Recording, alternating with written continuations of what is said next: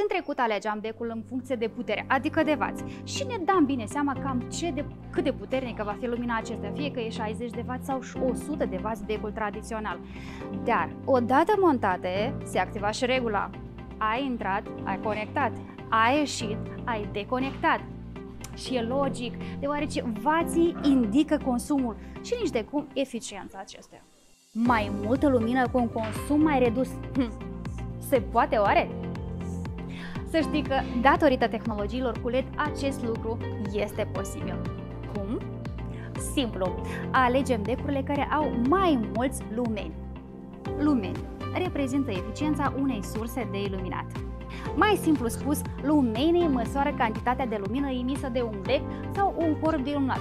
Ei bine, sau puterea unui watt de a genera lumină. Deci, cu cât avem mai mulți lumeni, cu atât vom avea mai mari economii în costurile energiei electrice.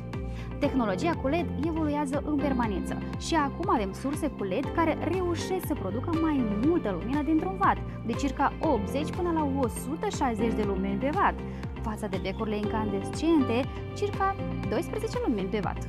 Cred că printr-un exemplu îți va fi mult mai simplu să-ți faci o idee despre eficiența luminii. Luăm un bec simplu incandescent cu puterea de 100 de W, care produce în mediu 1100-1200 de lumeni, deci deoarece are 12 lumeni pe watt. 100 de W înmulțim la 12 lumeni pe watt și obținem 1200 de lumeni. Acum, 1200 lumeni împărțim la 90 de lumeni pe watt, deci aceasta este media eficienței luminoase a unui bec LED și obținem 13 W. În concluzie, becul tradițional de 100 de W poate fi cu ușurință înlocuit cu unul LED de 12 W care are în total la 1080 de lumeni sau de 15 W cu 1350 de lumeni. Combinabil, nu?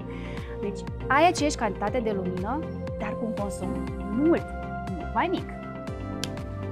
Acum este clar că becurile cu LED sunt de 7-8 ori mai eficiente decât cele tradiționale. Și nu uita, wați înseamnă consum, lumeni înseamnă eficiență. Cu cât mai mulți lumeni, cu atât mai mari sunt economiile noastre.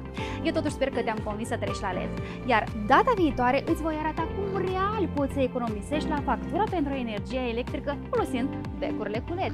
Informează-te cu Lumina LED.